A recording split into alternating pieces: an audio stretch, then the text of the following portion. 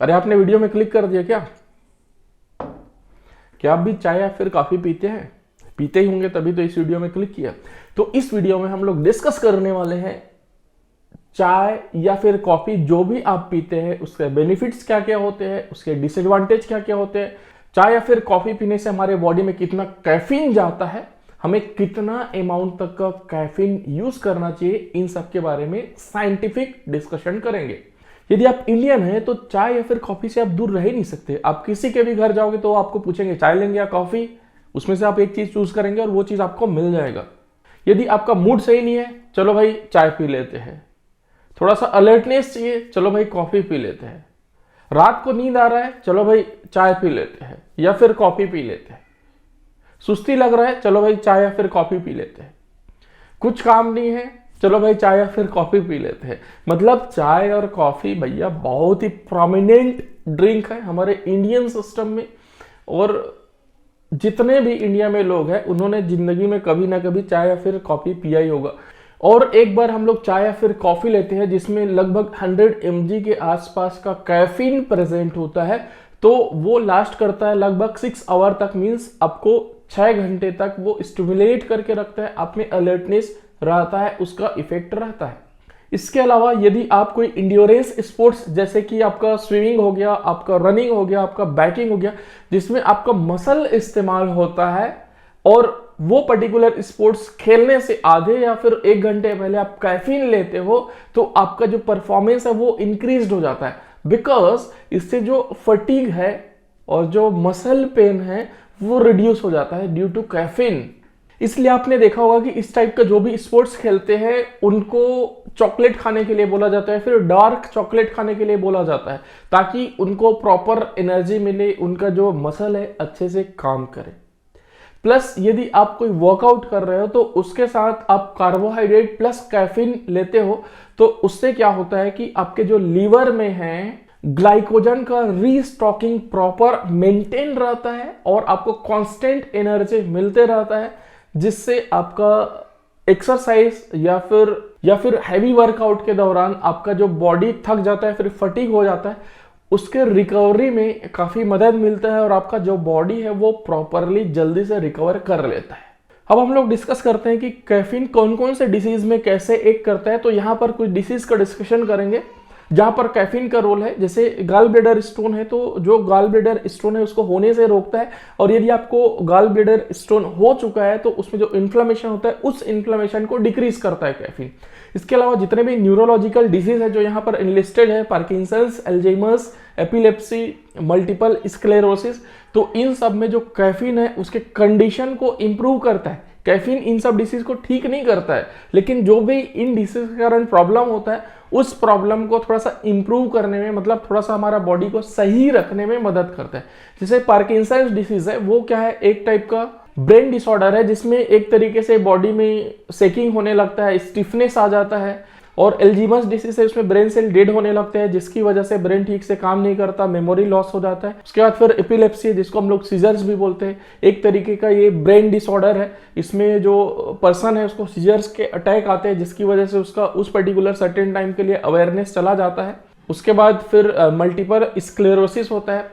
इसमें क्या होता है, नर्व डैमेज होता है, डिसरप्ट हो जाता है, उसकी वजह से ब्रेन और जो हमारा बॉडी का कोऑर्डिनेशन या फिर स्पाइनल कार्ड के साथ कम्युनिकेशन प्रॉपरली नहीं हो पाता है, तो इसलिए जो बॉडी का कोऑर्डिनेशन है या फिर मूवमेंट वो प्रॉपर नहीं रहता। ये सारे न्यूरोलॉजिकल डिसीज है। इन सब कंडीशन में जो कैफीन है हेल्प करता है इंप्रूव करने में। मतलब कैफीन लेने से इन डिजीज में फायदा होता है, ऐसा कहा जाता है साइंटिफिक स्टडीज के अकॉर्डिंग। इसके अलावा कैफीन के कुछ और इफेक्ट्स है वो हम लोग देख लेते हैं। जैसे कि बॉडी में ये डाईयूरेटिक का काम करता है।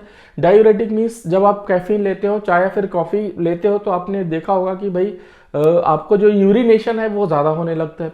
बट यदि आप रेगुलर कैफीन ले रहे हो, चाहे चाय या फिर कॉफ़ी ले रहे हो, तब उसका कोई इफेक्ट नहीं होता है। स्टार्टिंग में होता है, फिर उसका इफेक्ट होना बंद हो जाता है, तो आपका जो यूरिनेशन है वो इंक्रीज हो जाएगा। इससे ऐसा कोई घाटा नहीं है, कोई डिसएडवांटेज नहीं है। नेक्स्ट होता है इंक्रीज हार्ट रेट। जो हार्ट मसल है उनका जो हार्ट रेट है वो इंक्रीज हो जाता है।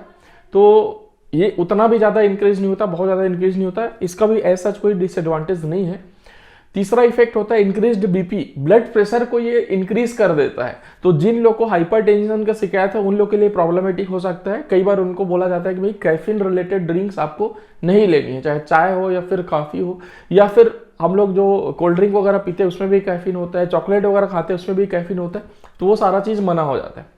अफेक्ट्स मेनोपॉज, तो मेनोपॉज के कंडीशन में क्या होता है, हॉट फ्लैशेस होते हैं। मेनोपॉज क्या होता है वो मैं पहले बता दूं, जो पीरियड्स आता है लेडीज को वो लगभग 45 के एज में पहुंचते हैं, तो उनका जो पीरियड्स आना इरेगुलर हो जाता है और बंद होने लगता है। तो वहां पर हॉट फ्लैशेस होते हैं, मतलब बॉडी का जो अपर पार्ट है वो अचानक से गर्म हो जाता है, और जब कैफीन लेते हैं तो वो कंडीशन और वर्सन हो जाता है, मतलब और खराब कंडीशन हो जाती है, बॉडी और ज्यादा गर्म होने लगता है। तो उन लोगों को उस कंडीशन में कैफीन मतलब चाय या फिर कॉफी नहीं लेना चाहिए। नेक्स्ट, कॉज अ हेडेक, जब आप रेगुलरली कॉफी या फिर चाय पीते हैं तो कई बार ऐसा होगा आपको कि आपको यदि चाय या फिर कॉफी नहीं मिल रहा है तो आपको हेडेक होने लगता है। तो ये हेडेक यूजुअली रिबाउंड हेडेक होता है, मतलब आप कोई ड्रग ले रहे हैं या फिर कोई चीज खा रहे हैं पी रहे हैं और वो चीज आपको नहीं मिलेगा तो आपको हेडेक होने लगता है, तो उसको हम लोग बोलते हैं रिबाउंड हेडेक। तो इसके लिए आपको फिर पेन किलर लेना पड़ेगा या फिर वापस से वही कैफीन रिलेटेड चाय या फिर कॉफी पीना पड़ेगा, तब आपका हेडेक सही होगा। ये प्रॉब्लम बहुत लोगों को होता है, आपको भी यदि रेगुलर चाय या फिर कॉफी पीते होंगे तो ये प्रॉब्लम होता होगा। तो यहाँ पर जो चाय और कॉफी है उसका एडिक्शन नहीं है, उसका हैबिचुएशन है, मतलब हैबिचुअल हो गया है आपका बॉडी उस चाय या फिर कॉफी के लिए, तो वो चीज का जरूरत पड़ता है। नेक्स्ट, इंटरफेयर विथ स्लीप, यहां पर एक और चीज बहुत इंपॉर्टेंट चीज है, बहुत लोग क्या करते हैं रात में क्या करते हैं चाय पी लेते हैं या फिर कॉफी पी लेते हैं, तो उसकी वजह से बहुत ज्यादा प्रॉब्लमेटिक हो सकते हैं लॉन्ग टर्म में। मींस जब आपका एज बढ़ेगा तो इंसोम्निया की शिकायत आएगी, मतलब आपको नींद नहीं आएगा, ठीक है। तो इसलिए आपको रात में चाय या फिर कॉफी अवॉइड करना चाहिए। अब इसमें हम लोग नेक्स्ट देख लेते हैं, that is 100 gram caffeine last for 6 hours, मतलब आपने 100 ग्राम कैफीन लिया हुआ है, आप चाय या फिर कॉफी में दोनों में ही कैफीन होता है, तो 6 घंटे तक चलता है, 6 घंटे तक आपको अलर्टनेस देता है वो। तो एक कप कॉफी की बात करेंगे तो जो मार्केट में आता है हमारे पास 10 रुपीज का कॉफी, उसमें 10 रुपीज के कॉफी में लगभग 7.5 ग्राम कॉफी होता है, 7.5 ग्राम कॉफी होता है, और उसमें ये लिखा हुआ होता है कि भैया ये 5 कप बनेगा, 5 कप्स कॉफी आपको इससे बनाना है, मतलब पर कप 1.5 ग्राम ये कॉफी है ना, कॉफी का जो पाउडर होता है कॉफी बीन, मतलब 1500 mg इसमें होता है।